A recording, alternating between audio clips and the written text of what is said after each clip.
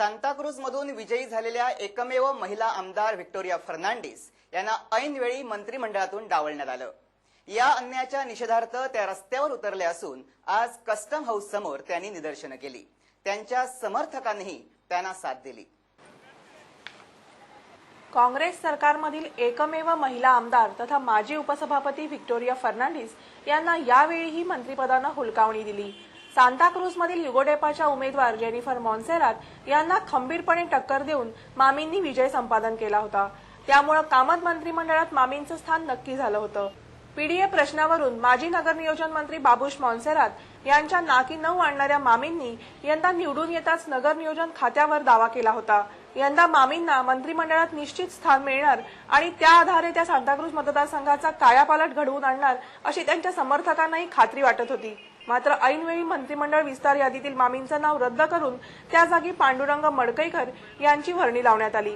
या एकंदर प्रकारामुळे दुखावल्या गेलेल्या मामींनी आज कस्टम हाऊस समोर निदर्शनं करून आपल्यावरील अन्यायाला वाचा फोडली। इन गोवाशी बोलताना मामींनी तिखट शब्दात आपली प्रतिक्रिया व्यक्त केली।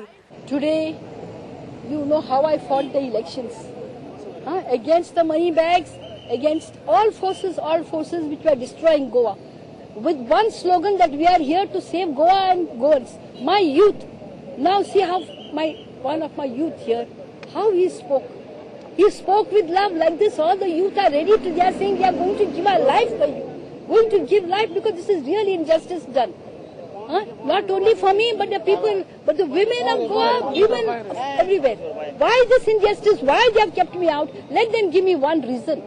Baba, you are kept out because of this scandal. Baba, you are kept out because you are not loyal. You are kept out because your term, your only first term. Let them tell me my reason.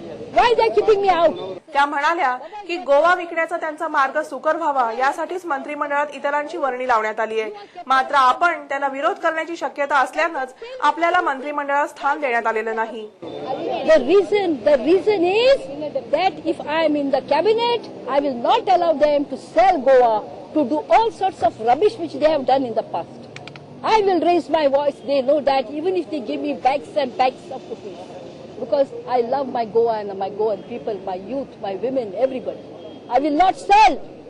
I will protect till the last drop, until the last breath. And that is what I am doing here. I am come to protect the women, to protect Goa, to protect people. I am here, sitting here, at the cost of my life. I don't care for my life. We have to die once in life. Let me die honorably for a cause which I have always been doing.